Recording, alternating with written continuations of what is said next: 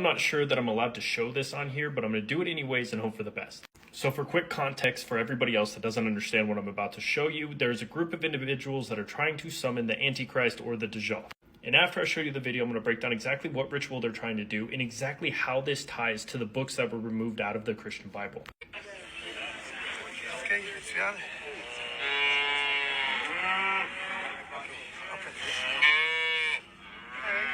Now, for all the Gnostics and all the Christians out there, I have answers for you.